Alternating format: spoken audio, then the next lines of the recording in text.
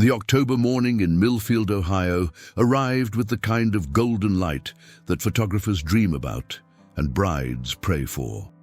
Sarah Elizabeth Mitchell stood in her childhood bedroom on Elm Street, watching the sunrise paint the maple trees in shades of amber and crimson through the lace curtains her grandmother had hung 30 years ago. The same curtains that had filtered light during countless mornings of her youth were now witnessing what should have been the most important morning of her life. At 26, Sarah had the kind of natural beauty that made people pause. Warm brown eyes that crinkled at the corners when she laughed, auburn hair that caught fire in sunlight, and a smile that could light up the darkest room. Today, that smile trembled slightly as she gazed at herself in the antique mirror that had reflected 3 generations of Mitchell women preparing for their weddings. The ivory silk dress hanging on the closet door seemed to glow with its own internal light. Sarah had found it at a bridal boutique in Columbus after trying on 47 other dresses, but the moment she slipped into this one, she knew it was perfect. The bodice featured intricate beadwork that had taken Italian seamstresses hundreds of hours to complete, and the flowing train would create a river of silk as she walked down the aisle of Millfield Methodist Church. "Sarah, honey, the hairdresser is here."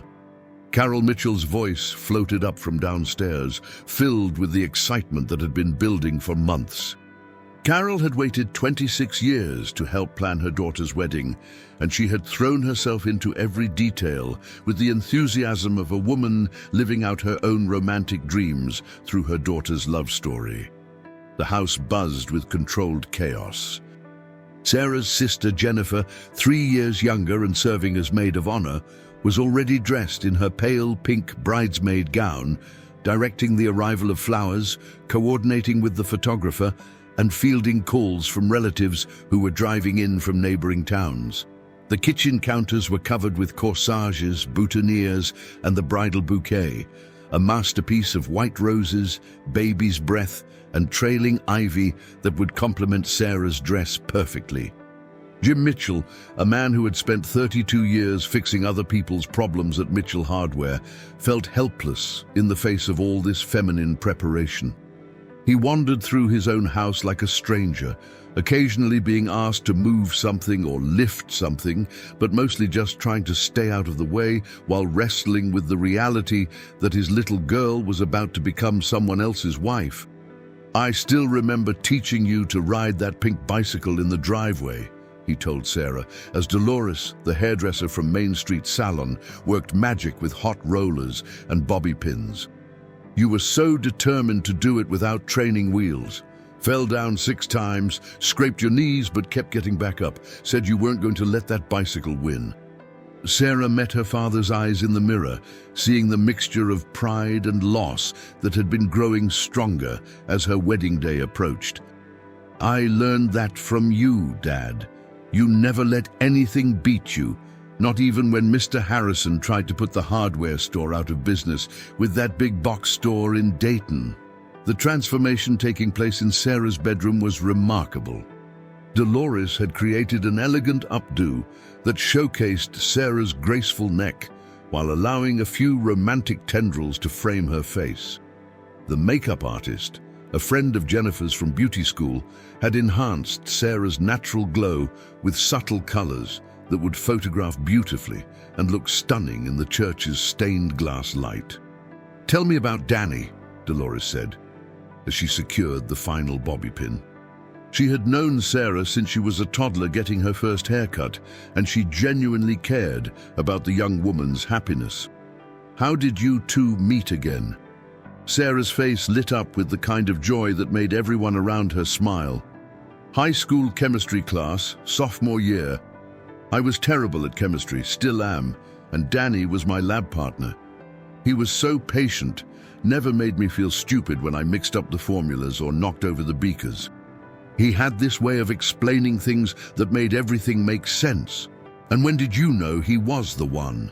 Jennifer asked from her perch on the bed, where she was carefully arranging the layers of Sarah's wedding dress.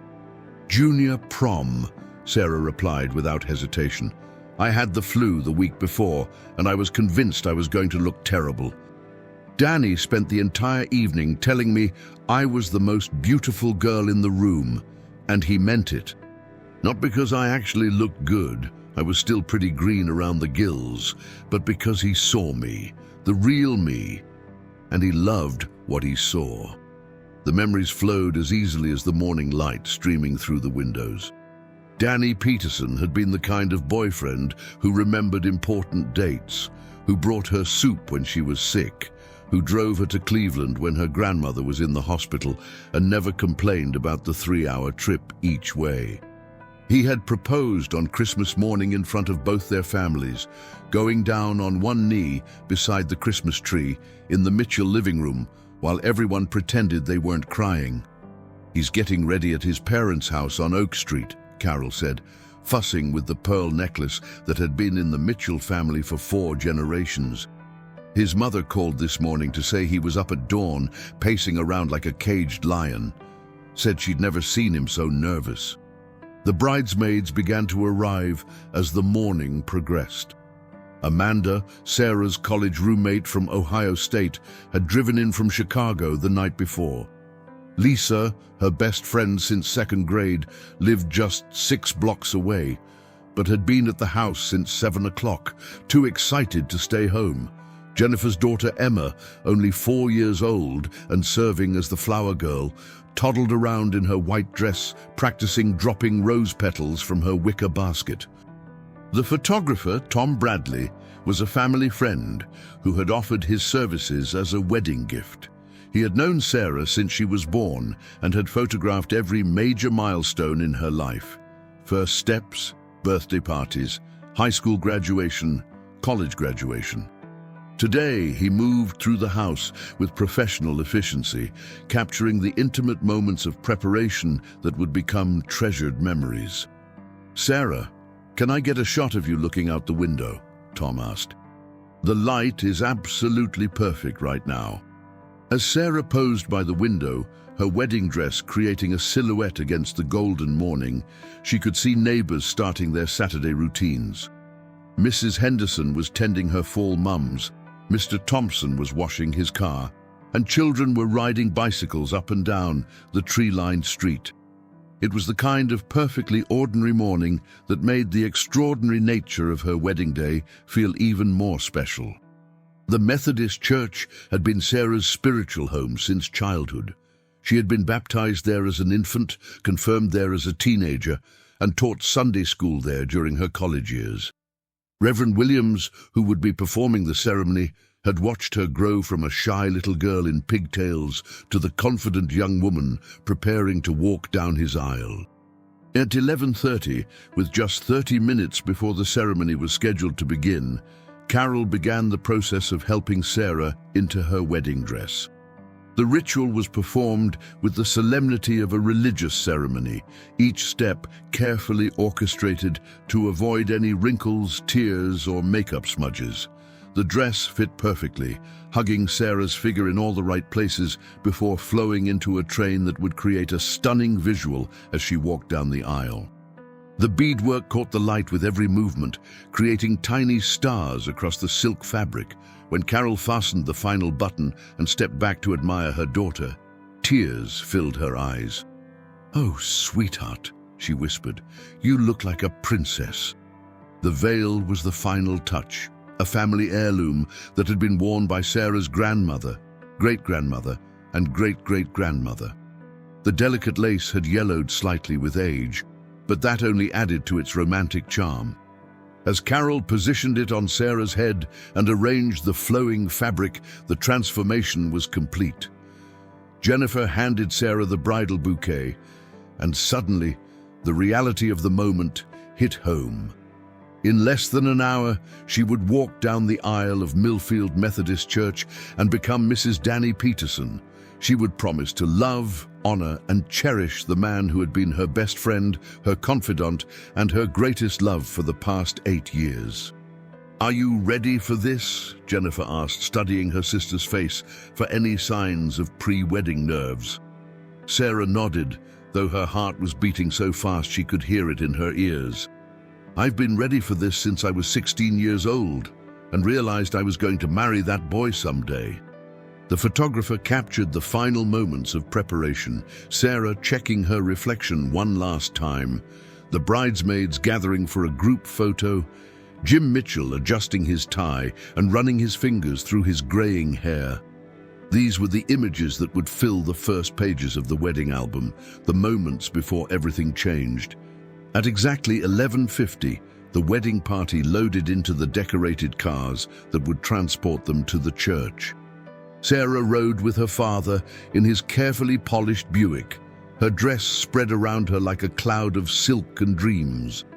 Through the windows, she could see the familiar sights of her hometown, the drugstore where she had bought her first lipstick, the park where Danny had first kissed her, the library where she had spent countless hours studying and reading. The church parking lot was already filled with cars bearing license plates from across Ohio and neighboring states. Inside, 200 guests were waiting to witness the union of Millfield's golden couple, the high school sweethearts who had grown into adults without ever losing their devotion to each other. As they sat in the car outside the church, Jim reached over and took his daughter's hand. "I want you to know how proud I am of the woman you've become," he said, his voice thick with emotion. "Your mother and I raised you to be strong, independent, and kind, and you've exceeded our wildest dreams." "Dad, you're going to make me cry and that will ruin my makeup," Sarah replied, but she squeezed his hand tightly. "Danny is a good man, but if he ever doesn't treat you like the treasure you are, you come home to us. This will always be your home, no matter what." The church bells began to chime noon, and Sarah knew it was time. She had dreamed of this moment, planned for it, anticipated it, and now it was finally here. As they walked toward the church entrance, she felt as though she were floating, carried forward by 8 years of love, months of planning, and the hopes and dreams of everyone who cared about her. The church looked magnificent. White ribbons and baby's breath had been woven around the pews, creating an atmosphere of pure romance. The altar was decorated with arrangements of white roses and greenery, and the afternoon sunlight streamed through the stained glass windows in shades of blue, red, and gold. In the bride's preparation room, Sarah took one final look in the mirror. Her reflection showed a young woman ready to embark on the greatest adventure of her life, surrounded by the love of family and friends, about to marry the man of her dreams in the church where she had learned about faith, hope, and love. "It's time," Carol whispered, and Sarah nodded, ready to walk into her future as Mrs. Danny Peterson. But as the organist began the processional music and the bridesmaids lined up at the door, Sarah had no idea that her carefully planned future was about to crumble like a house of cards in a windstorm. The processional music began with the sweet, soaring notes that had accompanied countless brides down the aisle of Millfield Methodist Church. Mrs. Patterson, the church organist for over 4 decades, played with the same passion and precision that had made weddings magical for 2 generations of Millfield families. The congregation rose as one, 200 faces turning expectantly toward the back of the church. Amanda stepped out first, her pale pink dress flowing gracefully as she made her way down the rose-petal-strewn aisle. Her bouquet of pink roses and white baby's breath trembled slightly in her hands, not from nerves, but from excitement for her best friend's big moment. She had practiced this walk a dozen times during the rehearsal the night before, but now, with the church full of guests and the moment finally here, every step felt weighted with significance. Lisa followed, then Jennifer, each bridesmaid walking slowly and deliberately, their smiles radiant as they took their places at the altar. Little Emma, the flower girl, came next, scattering rose petals with the serious concentration that only a 4-year-old could bring to such an important task. The guests murmured appreciatively as she made her way down the aisle, occasionally stopping to examine a particularly interesting petal before remembering her job and continuing forward. Then came the moment everyone had been waiting for. The organist transitioned into the wedding march, and Sarah appeared in the doorway of the sanctuary on her father's arm. A collective gasp arose from the congregation. She looked absolutely radiant, like something from a fairy tale. The afternoon light streaming through the stained glass windows seemed to create a natural spotlight around her as she paused for a moment, taking in the scene before her. But as Sarah's eyes moved toward the altar, where Danny should have been waiting, her heart stopped. The space where her groom should have been standing was empty. Completely, devastatingly empty. She blinked hard, certain she must be seeing things wrong. Maybe Danny was just running late, or maybe he had stepped out for a moment and would appear any second with an apologetic smile and a reasonable explanation. But as the seconds ticked by and the wedding march continued to play, the reality of the situation began to sink in. The groomsmen were nowhere to be seen. The best man's spot was vacant. Even Danny's little nephew, who was supposed to be the ring bearer, was absent. The altar, which should have been filled with the wedding party, contained only Reverend Williams, looking increasingly uncomfortable as he realized what was happening. "Where is he?" Sarah whispered to her father, her voice barely audible over the organ music that now seemed mockingly cheerful. Jim Mitchell felt his daughter's arm tense against his, and he looked around the church with growing alarm. He had expected to see Danny's familiar face beaming at Sarah as she walked down the aisle, had prepared himself for the emotional moment of giving his daughter away to the young man he had come to love like a son. Instead, he found himself staring at an empty altar and wondering how to protect his daughter from what was clearly about to become the most humiliating moment of her life. The congregation began to murmur as people realized something was wrong. Whispers rippled through the pews like wind through wheat fields. Some guests stood on tiptoe, craning their necks to see if the groomsmen were somewhere in the church. Others pulled out their cell phones, probably trying to call Danny or members of his family.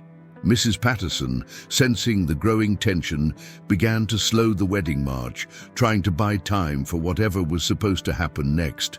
But as the music dragged on and no groom appeared, she eventually let it fade away entirely, leaving the church in an uncomfortable silence, broken only by the rustling of programs and the whispered conversations of confused guests. Sarah stood frozen in the center aisle, her dream wedding dress suddenly feeling like a costume in a play where everyone had forgotten their lines. The bouquet in her hands, which had been perfect just moments before, now felt as heavy as a stone. The veil that had made her feel like a princess now seemed to mock her with its romantic delicacy. "Sarah, honey." Reverend Williams approached carefully, his face grave with concern and embarrassment. He had performed hundreds of weddings in his career, but he had never faced anything like this. "I think we need to step into the preparation room for a moment." But Sarah couldn't move. Her feet seemed rooted to the church floor, her mind struggling to process what was happening.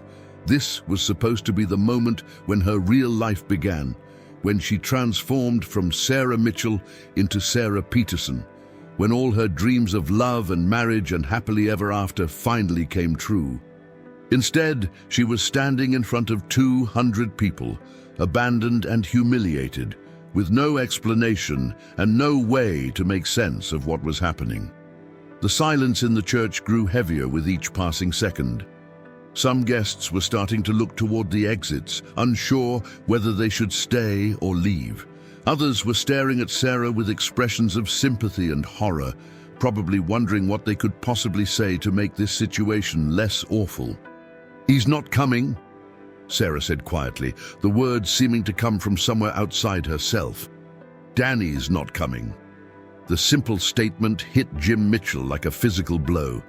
His daughter, his precious girl who had never hurt anyone in her life, was being abandoned at the altar in front of everyone she had ever known. The protective rage that filled him was unlike anything he had ever experienced. "I'm going to find him," he growled, starting to turn away from Sarah. "I'm going to find him and drag him here if I have to. Dad." No. Sarah's voice was stronger now, though tears were beginning to form in her eyes. Please don't. If he doesn't want to be here, then I don't want him here.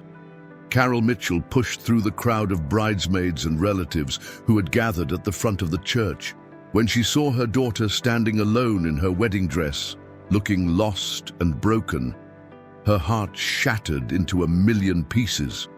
Without a word, she wrapped her arms around Sarah, careful not to wrinkle the dress or disturb the veil, and held her close. "It's going to be okay, sweetheart," she whispered, though she had no idea how that could possibly be true. "We're going to figure this out." The photographers and videographers who had been positioned around the church to capture the joyous moment now found themselves documenting a tragedy instead. Some of them, realizing the sensitivity of the situation, began packing up their equipment without being asked. Others continued shooting, perhaps understanding that even this heartbreak might someday be important to remember. Danny's parents, Robert and Margaret Peterson, sat in the front pew looking mortified. They had driven over from their house that morning, expecting to watch their son marry the woman they had always hoped he would end up with. Margaret was openly crying, while Robert kept checking his phone, desperately trying to reach his son. "We had no idea," Margaret said to anyone who would listen. "He seemed fine this morning. Nervous, but every groom is nervous. He ate breakfast, took a shower, put on his tuxedo. We thought he had left for the church with the groomsmen." The bridesmaids gathered around Sarah like a protective barrier, unsure what to do, but determined to shield her from the stares and whispers of the congregation. Jennifer held her sister's free hand, while Amanda and Lisa flanked them, their own faces showing the shock and heartbreak they felt on Sarah's behalf. "Maybe there's been an accident," Lisa suggested hopefully. "Maybe something happened on the way to the church, and they're all at the hospital or something." But even as she said it, everyone knew it wasn't true. If there had been an accident, someone would have called. If there had been an emergency, Danny would have found a way to get word to Sarah. The only explanation that made sense was the one nobody wanted to acknowledge. Danny Peterson had gotten cold feet and run away from his own wedding. The church that had been filled with joy and anticipation just moments before now felt like a mausoleum. The flowers that had seemed so beautiful were now reminders of dreams that would never be fulfilled.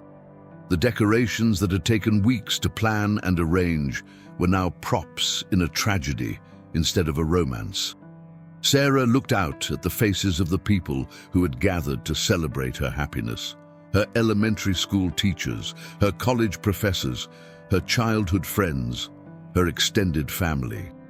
These were the people who had shaped her life, who had celebrated her successes and supported her through challenges, and now they were witnessing her complete and total humiliation. "I need to say something," she said quietly, her voice growing stronger with each word. "These people deserve an explanation, even if I don't have one to give." "Honey, you don't owe anyone anything," Carol protested. "We can just leave. We can go home and deal with this privately." But Sarah shook her head. These people had taken time out of their lives to be here for her. They had bought gifts, traveled distances, arranged childcare, dressed in their finest clothes. They deserved better than to be left wondering what had happened, deserved better than to have their own Saturday afternoon disrupted without any acknowledgement of their kindness in coming. She walked slowly toward the altar, her wedding dress rustling with each step. The train, which should have created a dramatic entrance, now seemed like an anchor weighing her down. When she reached the center of the altar area, she turned to face the congregation, 200 pairs of eyes focused on her with expressions ranging from sympathy to curiosity to outright pity. "I want to thank you all for being here today," she began, her voice echoing in the vaulted ceiling of the church. "I know this isn't what any of us expected when we woke up this morning." The church was so quiet that she could hear the ticking of the old clock in the back corner, the same clock that had marked time during countless services throughout her childhood. Time that had seemed to stop when she realized Danny wasn't coming, but was now moving forward relentlessly, carrying her into an uncertain future she had never imagined. "I don't know where Danny is," she continued, her voice cracking slightly but remaining steady. "I don't know why he's not here. What I do know is that you're all here because you care about us, because you wanted to celebrate our love and our commitment to each other. That kindness, that love, doesn't disappear just because one person decided he wasn't ready for the responsibility that comes with it." Tears were flowing freely down her cheeks now, but she didn't try to wipe them away. This was her moment of truth, her chance to maintain her dignity in the face of the worst humiliation she could imagine. She thought of all the weddings she had attended, all the romantic movies she had watched, all the dreams she had harbored about her own perfect day. None of them had prepared her for this. "I need some time to figure out what happens next," she said, her voice growing smaller as the reality of her situation began to overwhelm her. "But I want you to know that having you here with me, even in this impossible moment, means more than you could ever know."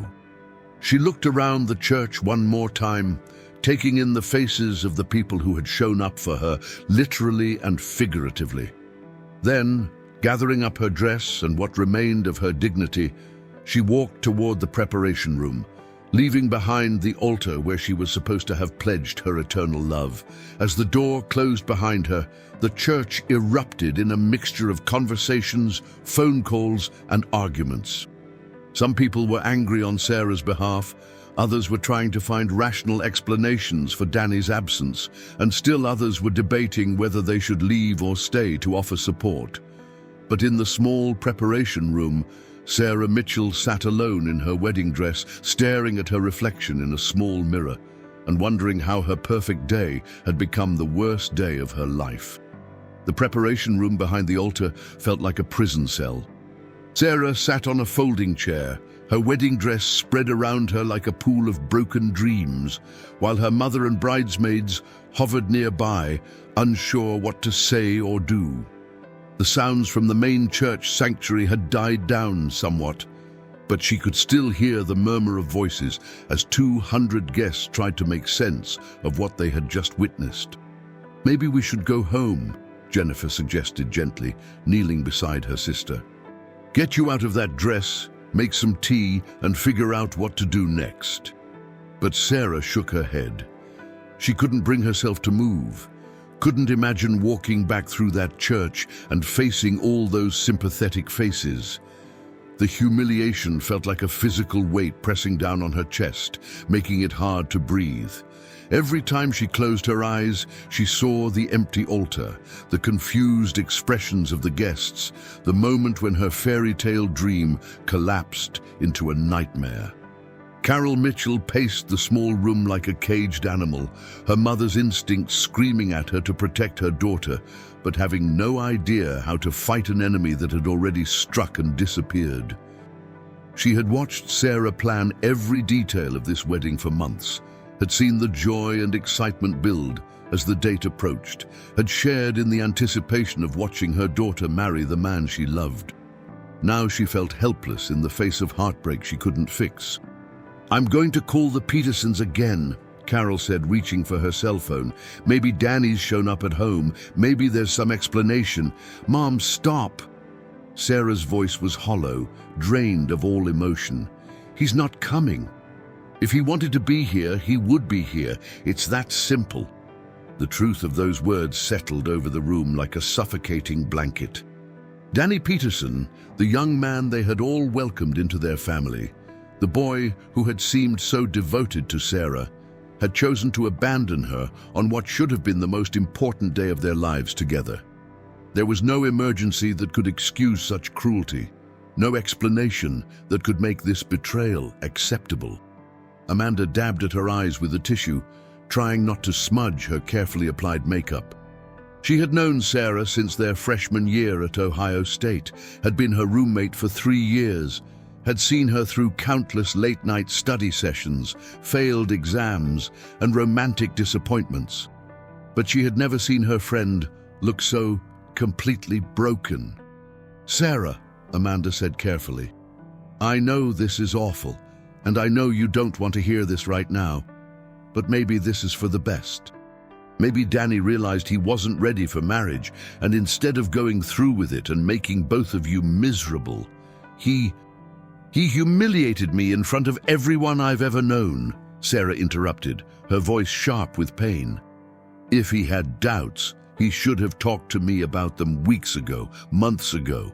He should have been man enough to have that conversation instead of letting me plan a wedding he never intended to show up for." Lisa sat quietly in the corner, remembering all the conversations she had had with Sarah over the past year about wedding plans, honeymoon destinations, and dreams for the future. She had been the one Sarah called when she found the perfect dress, when she chose the flowers, when she addressed all 200 invitations by hand because she thought it was more personal. The magnitude of this betrayal was almost incomprehensible. Outside in the main sanctuary, the situation was becoming increasingly chaotic. Some guests had left, unsure whether staying would be intrusive or helpful. Others remained in their pews, reluctant to abandon Sarah in her moment of need, but uncertain what form their support should take. Still others had gathered in small groups, sharing theories about what might have happened and debating what should be done next. Jim Mitchell stood at the front of the church like a sentinel, his face red with embarrassment and rage.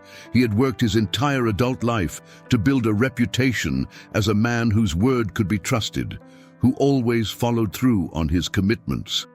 The idea that his daughter had been abandoned at the altar by someone they had all trusted felt like a personal affront to everything he believed about honor and integrity. Reverend Williams approached him carefully, understanding the volatility of a father watching his daughter's heart break in public. "Jim, I think we need to make some decisions about what happens next. People are asking whether they should stay, whether there's going to be some kind of reception, whether—" "I don't know," Jim said gruffly. "I don't know anything anymore. 20 minutes ago, I was getting ready to walk my daughter down the aisle and give her to a man I thought was worthy of her. Now I'm standing here wondering how I could have been so wrong about someone." The conversation was interrupted by the sound of the church's heavy wooden doors opening at the back of the sanctuary. Everyone turned to see who might be arriving so late, perhaps hoping against hope that it would be Danny Peterson with some miraculous explanation for his absence. Instead, a figure in a well-tailored navy suit stepped through the doorway, pausing as he took in the scene before him. He was a man in his early 70s, with silver hair and the kind of confident bearing that suggested he was accustomed to being recognized. Several people in the congregation gasped audibly when they realized who they were looking at. Pete Rose, the legendary Cincinnati Reds player known throughout Ohio and beyond as Charlie Hustle, stood in the doorway of Millfield Methodist Church, clearly as surprised by what he was witnessing as everyone else was by his unexpected appearance. Pete had been in Millfield for the annual charity golf tournament at Millfield Country Club, an event that raised money for children's hospitals throughout the region. He was known for his generous participation in such fundraisers, always willing to use his fame to support worthy causes. The tournament had finished earlier than expected, and he had been walking back to his hotel when he noticed the unusual number of cars around the small church. Being naturally curious and always drawn to community gatherings, Pete had decided to investigate. He had expected to find a typical small-town wedding celebration, the kind of wholesome community event that reminded him of his own childhood in Cincinnati. Instead, he had walked into what was clearly a crisis. "Excuse me," Pete said, his voice carrying the same directness that had characterized his approach to baseball. He walked down the center aisle toward the front of the church, where Jim Mitchell stood looking lost and angry. "I'm sorry to interrupt, but I was walking by and couldn't help but notice that folks seem pretty upset. Is there anything I can do to help?" The congregation buzzed with whispered recognition. Pete Rose was a legend in Ohio, not just for his record-breaking career with the Cincinnati Reds, but for his connection to working-class communities throughout the state. His presence in their small church, at this moment of crisis, seemed almost surreal. Jim Mitchell stared at the baseball icon, his mind struggling to process this latest unexpected development in an already impossible day. "Mr. Rose," he said, his voice hoarse with emotion. "I'm Jim Mitchell. This was supposed to be my daughter's wedding, but the groom didn't show up." Pete's expression immediately shifted from curiosity to compassion. In his 7 decades of life, he had seen triumph and tragedy, victory and defeat, moments of glory, and instances of heartbreak. But there was something particularly cruel about a bride being abandoned at the altar that struck him as fundamentally wrong. "Where is she?" Pete asked simply, his question cutting through all the complexity of the situation to focus on what really mattered. Jim gestured toward the preparation room. "Back there with her mother and the bridesmaids. She's not doing well." Pete nodded, understanding completely. He had a daughter of his own, and the thought of her being hurt in such a public and humiliating way filled him with protective anger. But more than that, his instincts told him that this young woman needed someone to remind her of her own strength, her own worth, her own ability to survive this devastating blow. "Would it be all right if I spoke with her?" Pete asked. "I don't know if I can help, but sometimes it's useful to hear from someone who's been through their share of disappointments." There was something about Pete Rose's presence that commanded respect without being intimidating. Perhaps it was the confidence that came from a lifetime of performing under pressure, or maybe it was the genuine compassion in his voice when he spoke about disappointment. Whatever it was, Jim found himself nodding and pointing toward the preparation room. "Sir," Reverend Williams interjected, "I appreciate your concern, but this is a very private family matter, and I'm not sure—" "Reverend," Pete said respectfully, "I understand your caution, but I've learned a few things about resilience over the years. Sometimes it helps to hear from someone who knows what it's like to get knocked down and have to figure out how to get back up again." Jim Mitchell looked into Pete Rose's eyes and saw something that gave him hope for the first time since this nightmare had begun. Here was a man who had faced his own share of public humiliation, his own devastating disappointments, his own moments when everything seemed to fall apart. If anyone could help Sarah understand that this wasn't the end of her story, maybe it was someone who had learned how to write new chapters after the worst ones. "Yes," Jim said firmly. "Yes, please talk to her." "I don't know what else to do." Pete walked toward the preparation room, his footsteps echoing in the church that had gone silent with anticipation. At the door, he paused and knocked gently. "Ma'am," he called out, "my name is Pete Rose, and I'd like to speak with you for a moment if that's all right. I know you don't know me, but I've been through some tough times myself, and I think I might have something useful to say." Inside the small room, Sarah looked up in confusion. Pete Rose, the baseball player? What could he possibly want with her at the worst moment of her life? She was about to ask her mother to send him away when something in his voice, some quality of genuine concern and understanding, made her reconsider. "Tell him he can come in," she said quietly. The door opened and Pete Rose stepped into the small preparation room, taking in the scene with a quick, assessing glance. He saw a young woman in a beautiful wedding dress, her face streaked with tears, surrounded by people who loved her but didn't know how to help. He saw heartbreak, humiliation, and despair. But he also saw something else. Strength that hadn't been completely broken. Dignity that was battered but not destroyed. "Miss Mitchell," Pete said, pulling up a folding chair and sitting down directly across from Sarah. "I want to tell you something that might be important right now, though I know it probably doesn't feel like it could be true." Sarah looked at this legendary figure who had somehow appeared in her worst moment, and despite everything that had happened, she found herself curious about what he might say. "Sometimes," Pete continued, his voice gentle but firm, "the biggest disappointments in our lives turn out to be the biggest favors. I know that sounds impossible right now, when you're sitting here in your wedding dress and your heart is broken, and everyone you've ever known just watched your dreams fall apart." He leaned forward slightly, his eyes never leaving her face. "But I want you to consider something. A man who would abandon you on your wedding day, in front of all these people who love you, without even having the courage to face you and explain why. Is that really the man you want to spend the rest of your life with?" The question hung in the air like a challenge, forcing Sarah to think beyond her immediate pain and humiliation, to consider what Danny's actions really revealed about his character. In all her heartbreak, she hadn't yet allowed herself to feel the anger that was beginning to build beneath her tears. "I planned everything," she whispered. "We talked about our future, our children, growing old together in this town. How could he let me believe in all of that if he knew he didn't want it?" Pete nodded, understanding the depth of her betrayal. "Because he's a coward," he said bluntly. "And cowards hurt people instead of facing difficult truths. But here's what I want you to understand, Sarah. His cowardice doesn't say anything about your worth. It doesn't diminish the love you're capable of giving or receiving. It just means he wasn't man enough to deserve what you were offering." Carol Mitchell watched this stranger, who had somehow appeared at exactly the right moment, saying exactly what her daughter needed to hear.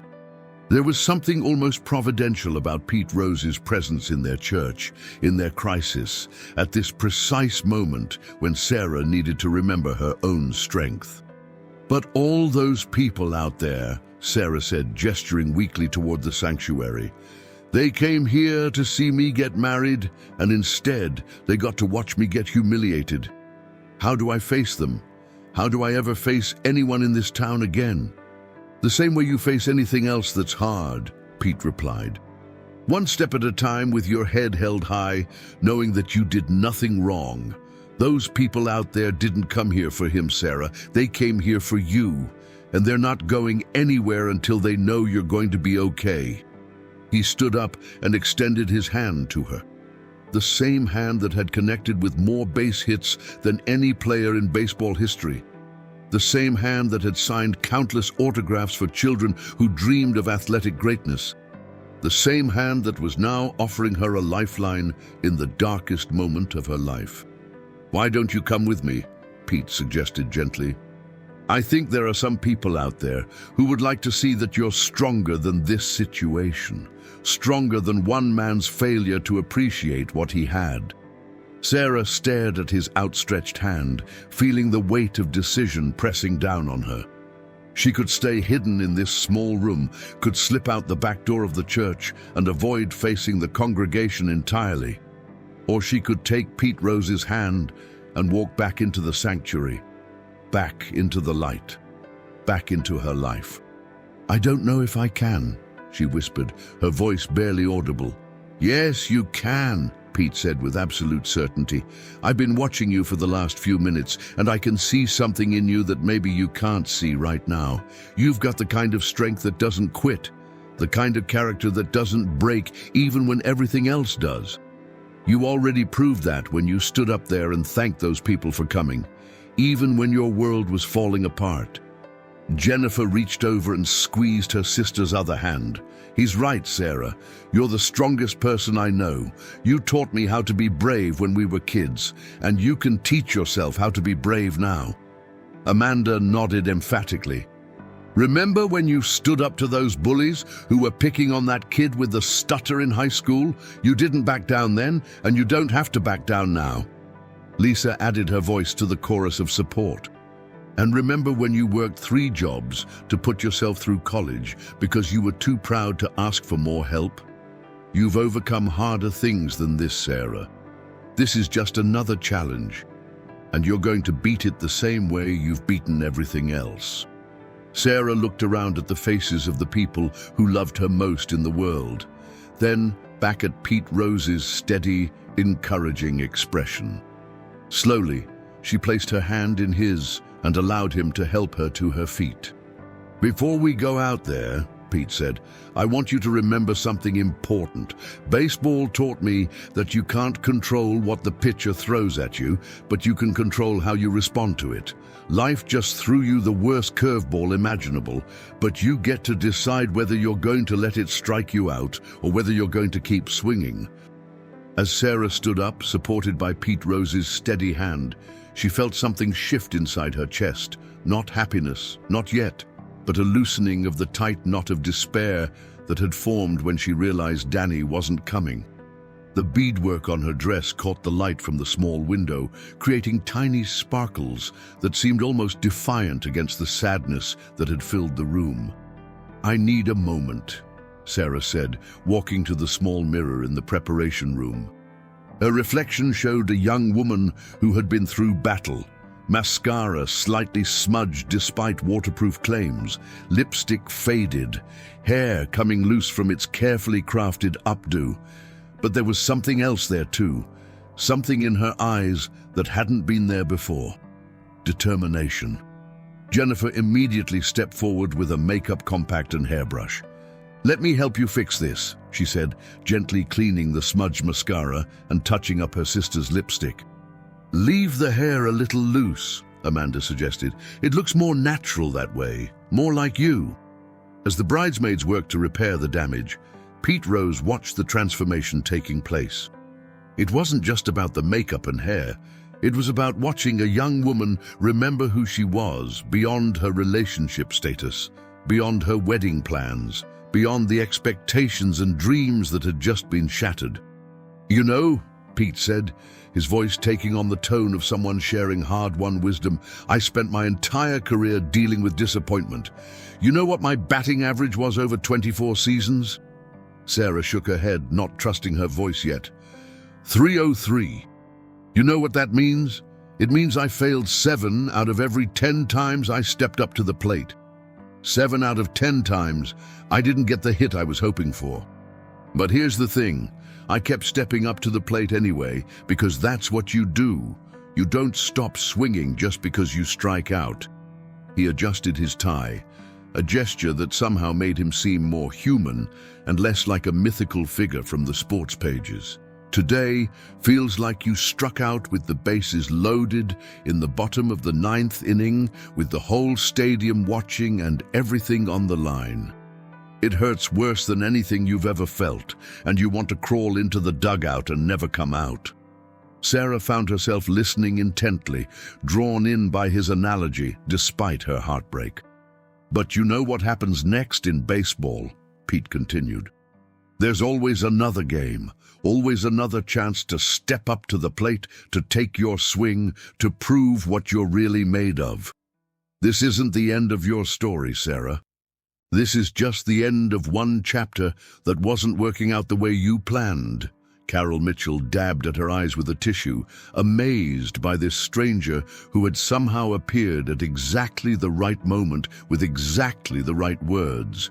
She had been struggling to find something to say to her daughter, some way to make sense of this devastating betrayal.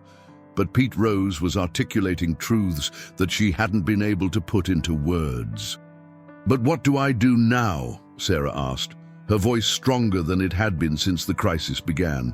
"I took a week off work for the honeymoon. We put a deposit down on an apartment.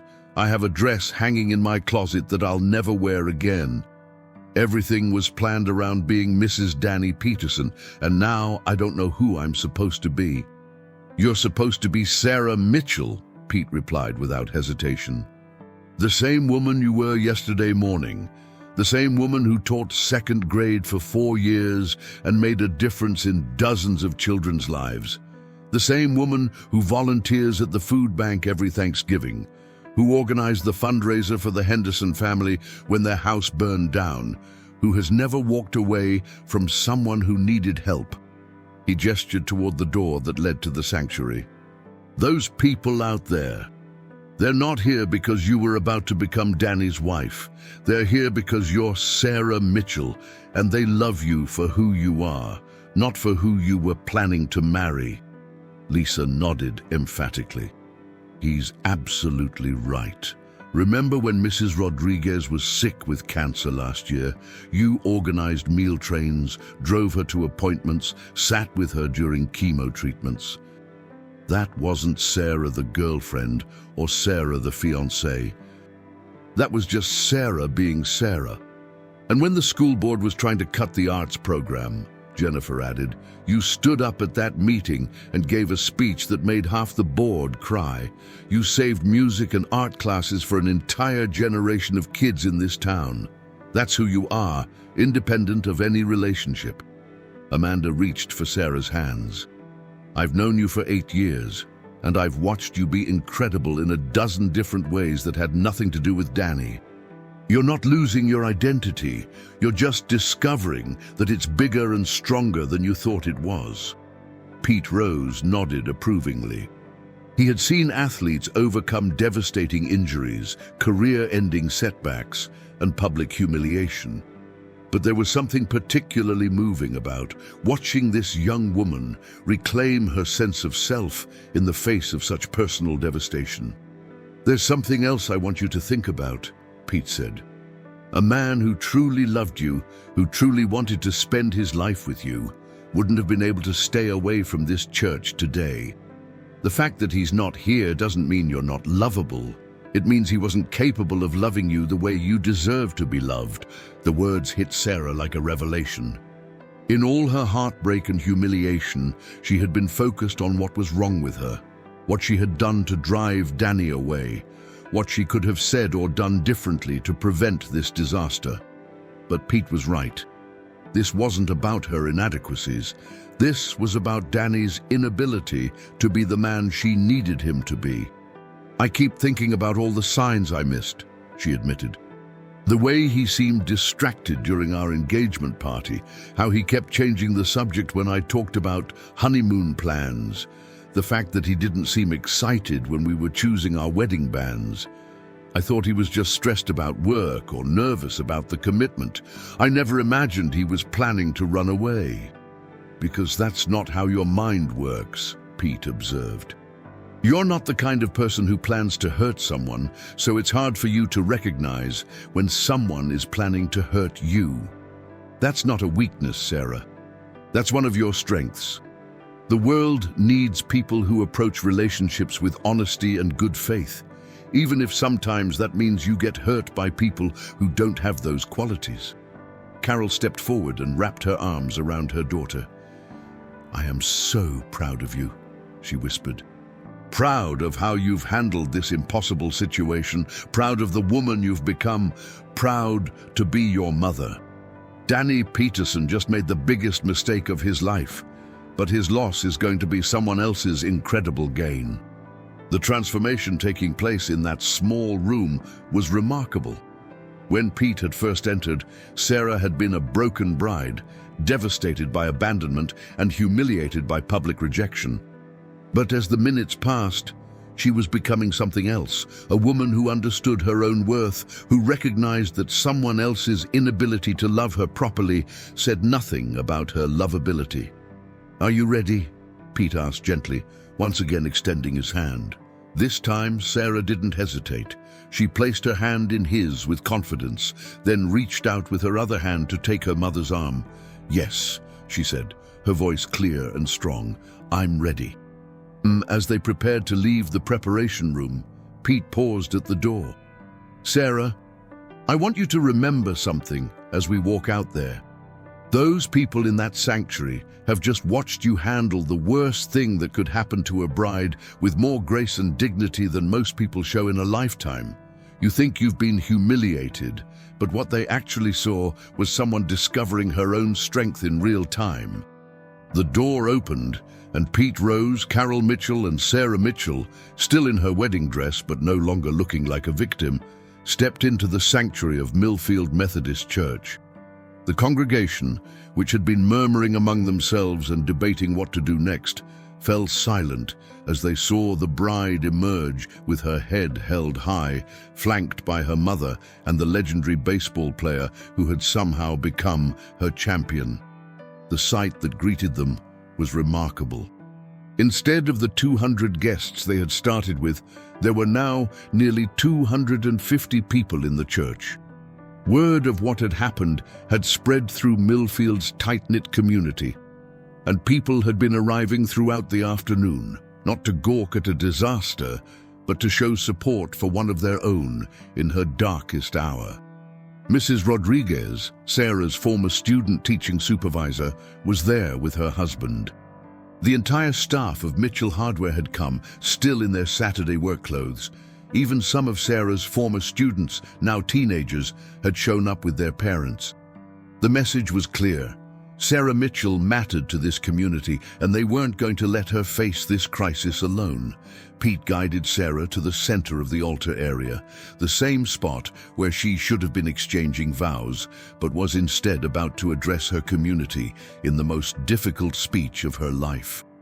As she looked out at the assembled faces, she saw something that surprised her. Not pity, not embarrassment, but admiration. "I want to thank you all," Sarah began, her voice carrying clearly to the back of the church, "not just for coming here today to support what you thought was going to be the happiest day of my life, but for staying here to support me through what has turned out to be one of the most difficult days I've ever faced." She paused, gathering her thoughts and her courage. The wedding dress that had felt like a cruel joke just an hour before now felt like armor, protecting her as she faced her community with honesty and vulnerability. "A wise man just told me that sometimes the biggest disappointments turn out to be the biggest favors," she continued, glancing at Pete Rose with gratitude. "I can't see that yet. Right now, this just hurts more than I thought anything could hurt. But I'm choosing to believe that someday I'll understand why this happened and maybe even be grateful for it." Jim Mitchell felt tears prick his eyes as he watched his daughter find her strength in front of everyone she had ever known. This was the little girl who had insisted on learning to tie her own shoes, who had refused help with her bicycle even after falling half a dozen times, who had worked multiple jobs to pay for her education. She had always been resilient. She had just forgotten that about herself for a moment. "I also want you to know," Sarah continued, "that your being here means everything to me. You didn't come here just to see me get married. You came here because you care about me, and that love doesn't disappear just because one person decided he wasn't ready to be the partner I thought I was getting." Her voice began to crack slightly, but she pressed on, determined to finish what she needed to say. "I don't know what happens next. I don't know what my life is going to look like without the future I had planned. But I know that having all of you here with me right now is helping me believe that whatever comes next is going to be okay, because I'm not facing it alone." The response from the congregation was immediate and overwhelming. People began to stand, not to leave, but as a show of solidarity and support. Mrs. Henderson from next door was the first to rise, followed by Mr. Davidson from the high school, then Sarah's Uncle Robert, then dozens of others. Soon, the entire church was on its feet, united in their support for the young woman who had shown them what grace under pressure looked like. Pete Rose looked around at the standing congregation, then back at Sarah. "You know what this is?" he said quietly, so only she could hear. "This is what a championship team looks like. These people are your teammates, and they're not going anywhere." As the applause continued, Sarah felt something she hadn't expected to feel on this day. Hope. Not happiness, not yet, but a sense that her story wasn't over, that this devastating chapter was leading to something else, something that might even be better than what she had lost. Reverend Williams stepped forward, understanding instinctively what was needed. "I'd like to say a prayer," he announced to the congregation. "Not a prayer for a wedding that wasn't meant to be, but a prayer for new beginnings, for healing, and for the strength to keep moving forward when the path isn't clear." As he spoke, something remarkable happened throughout the church. People began reaching across pews to hold hands, creating a physical connection that matched the emotional support they were offering. Sarah found herself at the center of this web of care, surrounded by her community's love in a way she had never experienced before. Heavenly Father, Reverend Williams prayed, we gather here today not in celebration of a union that was not to be, but in support of a young woman who has shown us what courage and dignity look like in the face of heartbreak. We ask that you bless Sarah with the strength to move forward, the wisdom to see that her worth is not determined by another person's choices, and the faith to believe that her greatest love story is still waiting to be written. When the prayer ended, the church remained silent for a moment, but it was a different kind of silence than the awkward quiet that had followed Danny's absence. This was the reverent silence of a community that had just witnessed something profound, the transformation of a victim into a victor, of devastation into determination. Pete Rose placed a gentle hand on Sarah's shoulder. "You know what you just did?" he said with admiration. "You turned what should have been your worst day into something beautiful. You showed every person in this room that setbacks don't define us. How we respond to them does." Then, as the prayer ended and the congregation slowly returned to their seats, Sarah felt a strange sense of peace settling over her. The acute pain of abandonment was still there, but it was now accompanied by something unexpected, a sense of possibility. For the first time since realizing Danny wasn't coming, she found herself thinking about the future without dread. "Sarah," Mrs. Rodriguez called out from the third pew, "if you don't mind me saying so, you've got more class in your little finger than that boy has in his whole body. His loss, honey, his tremendous loss." A murmur of agreement rippled through the church, and Sarah realized that her community wasn't seeing her as a victim to be pitied, but as someone to be admired for her grace under pressure. The realization was startling and liberating at the same time. Pete Rose looked around at the assembled crowd, then back at Sarah. "You know what I'm thinking," he said with a grin that reminded her why he had been such a beloved figure in Ohio sports history.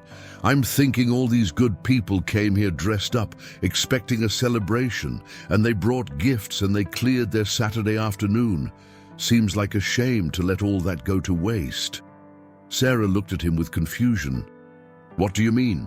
"I mean," Pete said, his eyes twinkling with mischief, "you've got a community center rented for the afternoon, a caterer who's probably wondering what to do with dinner for 200 people, a DJ who's sitting in an empty room wondering if he should pack up and go home, and a whole lot of folks who came here because they care about you." The idea was so unexpected, so audacious, that Sarah felt herself smiling for the first time all day. "Are you suggesting I throw a party to celebrate being stood up at the altar?" "I'm suggesting you throw a party to celebrate being Sarah Mitchell," Pete replied. "To celebrate the fact that you just showed an entire church full of people what real strength looks like. To celebrate the community that showed up for you when you needed them most. To celebrate the fact that you're still here, still standing, still ready to face whatever comes next." Carol Mitchell looked at this legendary athlete who had somehow become her daughter's champion, and she felt a surge of gratitude that bordered on the spiritual. "You know what?" she said, her voice growing stronger with each word. "I think that's exactly what we should do." The suggestion spread through the church like wildfire. People who had been uncertain about whether to stay or go suddenly had direction, purpose, a way to transform this devastating day into something meaningful. The energy in the room shifted from awkward sympathy to excited anticipation. "Count me in," called out Mr. Davidson from the middle of the church. "I wouldn't miss this party for anything." "Me too," added Mrs. Henderson. "Sarah, honey, you've given us all a lesson in grace today. The least we can do is help you celebrate learning it." Jim Mitchell, who had spent the afternoon feeling helpless in the face of his daughter's heartbreak, suddenly found himself with something concrete to do. "I'll call the community center and let them know we're still coming," he said, pulling out his cell phone. Different kind of celebration, but a celebration nonetheless. As the church began to empty, with people making plans to caravan over to the Millfield Community Center, Pete Rose remained beside Sarah. He had originally planned to drive back to Cincinnati that evening, but something about this young woman's courage had touched him deeply. "You mind if I tag along to this party?" he asked. "I haven't been to a good celebration in a while, and I have a feeling this is going to be one for the ages." Sarah looked at this man who had appeared in her life at exactly the moment she needed him most, and she felt overwhelmed by gratitude. "Are you sure? Don't you have somewhere else to be?" "Honey," Pete said, offering her his arm as they prepared to walk down the aisle together. Not as a bride walking toward marriage, but as a woman walking toward her future. "There's nowhere else in the world I'd rather be right now than celebrating the courage of someone who just taught a whole church full of people what real strength looks like." The walk down the aisle was nothing like Sarah had imagined that morning. Instead of the wedding march, the organist was playing Amazing Grace. Instead of a flowing train and nervous excitement, Sarah's dress rustled with each confident step. Instead of walking toward a new life as someone's wife, she was walking toward an uncertain but suddenly exciting future as herself. Outside the church, the October afternoon had turned golden, with the kind of light that made everything look like it was touched by magic. The maple trees that lined Main Street were ablaze with fall colors, and the air carried the scent of wood smoke and apple cider from the farmers' market in the town square. As the congregation filed out of the church and began organizing carpools to the community center, Sarah stood on the front steps with Pete Rose, her parents, and her bridesmaids. She looked back at the church where she had expected to marry Danny Peterson and instead had discovered something far more valuable, her own resilience. "You know," she said to Pete, "I think this is going to be a much better party than the one I had planned." "I have no doubt about that," Pete replied with a smile. "The best celebrations aren't the ones that go according to plan. They're the ones where you discover something unexpected about yourself and the people around you." The Millfield Community Center had never hosted a wedding reception quite like this one. When the caterers arrived to find out what had happened, they rallied to the occasion with the same spirit that had characterized the church congregation. The tables were still set with white linens and pink rose centerpieces, the wedding cake still waited to be cut, and the DJ had prepared a playlist of romantic songs that would need to be completely rethought. But as the guests began arriving, bringing with them an energy that was part relief, part celebration, and part genuine joy, it became clear that this was going to be a party unlike any other. People who had come dressed for a wedding were now celebrating something far more meaningful, the triumph of the human spirit over devastating disappointment. Sarah entered the community center with Pete Rose on one side and her father on the other, still wearing her wedding dress, but looking like anything but a victim. The applause that greeted her was thunderous, and for the first time since this ordeal began, the sound was purely joyful. "Ladies and gentlemen," the DJ announced, clearly improvising his way through a situation he had never encountered before. "Please welcome Sarah Mitchell and her special guest, the legendary Pete Rose." The crowd that had gathered was even larger than the one at the church. Word had spread through Millfield's tight-knit community, and people had been arriving all afternoon, not to gawk at a disaster, but to celebrate one of their own, who had turned heartbreak into hope. The food was magnificent, prepared by a local catering company that had thrown themselves into making this unconventional celebration memorable. There was roasted chicken with herbs, beef tenderloin with mushroom sauce, wild rice pilaf, and fresh vegetables from local farms. The dinner rolls were still warm, and the salads featured greens grown in gardens throughout the community. But the real nourishment came from the conversations, the laughter, and the sense of community that emerged from what should have been a disaster. Table by table, people shared stories of their own disappointments and comebacks, creating an informal support network for Sarah while also reconnecting with each other in meaningful ways. Pete Rose found himself at the center of countless conversations, not just about baseball, but about resilience, second chances, and the importance of never giving up. He signed napkins and programs for starstruck children, posed for pictures with longtime fans, and shared stories about overcoming adversity. But more importantly, he kept circling back to Sarah, making sure she was surrounded by support, and never left alone to dwell on what might have been.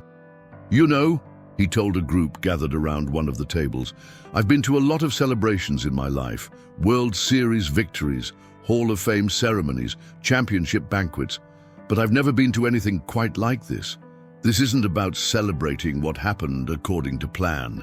This is about celebrating what this remarkable young woman chose to do when life threw her the worst curveball imaginable." As the evening progressed, the DJ began playing music that was more suited to the occasion.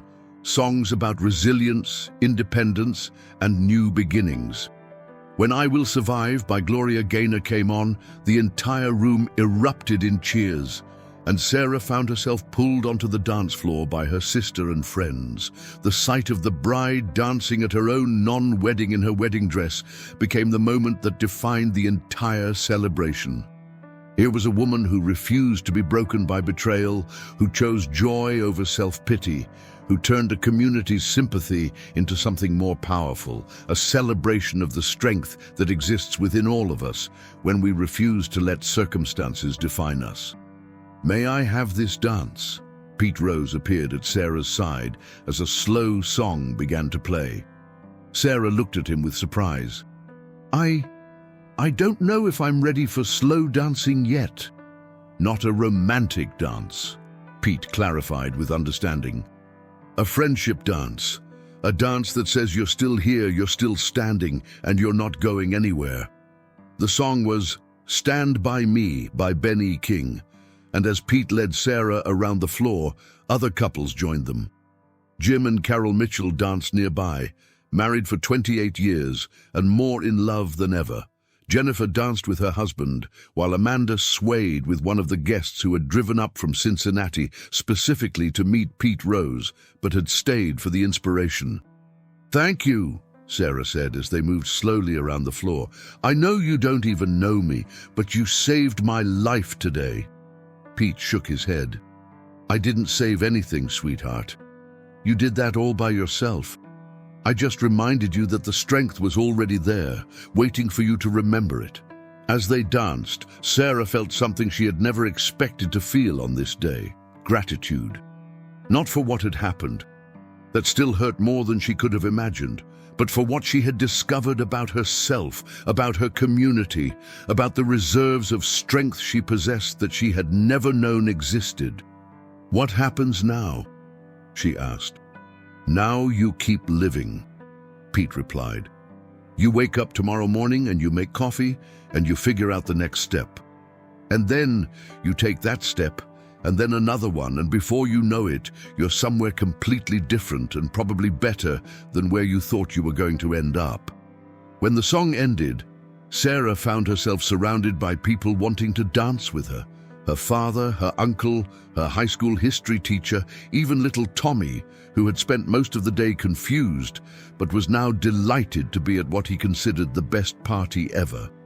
Each dance was a small affirmation, a reminder that she was loved and valued for who she was, not for her relationship status. The wedding cake was cut not by a bride and groom, but by Sarah alone, with Pete Rose beside her for moral support and the entire community cheering her on. Instead of the traditional cake-cutting photos, the images captured that day would show a young woman in a wedding dress, surrounded by her community, choosing to celebrate life even in the face of devastating disappointment. "I want to make a toast," Sarah announced as the evening wound down, raising a glass of champagne that someone had pressed into her hand. "To all of you for showing me what real love looks like. Not the kind of love that runs away when things get difficult, but the kind that shows up, that stays, that reminds you who you are when you've forgotten.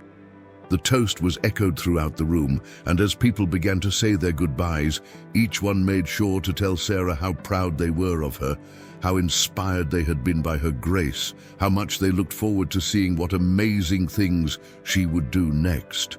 Pete Rose was among the last to leave. He had ended up staying far longer than he had planned, but he wouldn't have missed a moment of what had turned out to be one of the most meaningful celebrations he had ever attended.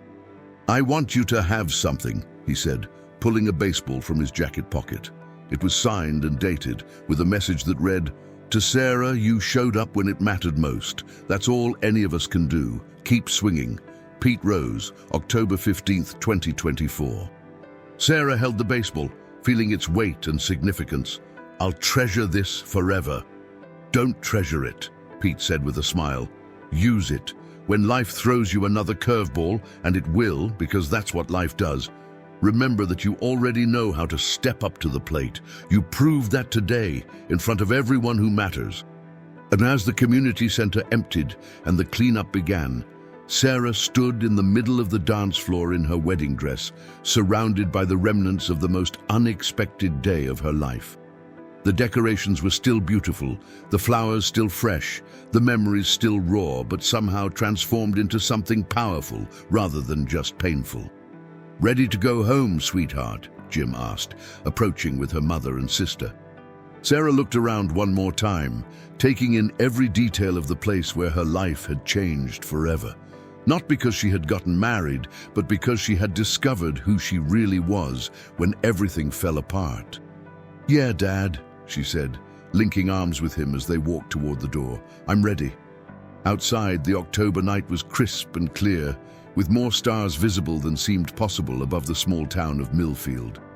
Sarah climbed into her father's car, her wedding dress billowing around her one last time, and looked back at the community center where nearly 300 people had just witnessed her transformation from a heartbroken bride into something far more powerful, a woman who knew her own worth. As they drove through the quiet streets toward home, Sarah realized that Pete Rose had been right. There would always be another game, another chance to step up to the plate, another opportunity to prove what she was made of. And thanks to what she had learned about herself on what should have been her wedding day, she would be ready for whatever came next. The story of Sarah Mitchell's wedding day would become legend in Millfield, Ohio, not as a tragedy, but as an inspiration. People would tell their children about the bride who turned heartbreak into hope, who chose community over self-pity, and who showed an entire town what real courage looked like when everything fell apart. Years later, when Sarah did find the love she deserved, a man who showed up not just for the good times, but especially for the difficult ones, she would look back on October 15th, 2024, not as the day her dreams were shattered, but as the day she learned she was strong enough to build new dreams, better dreams, dreams that were based on who she really was rather than who someone else wanted her to be. And in her living room, on a special shelf where only the most precious things were kept, would sit a signed baseball with a message about showing up when it mattered most.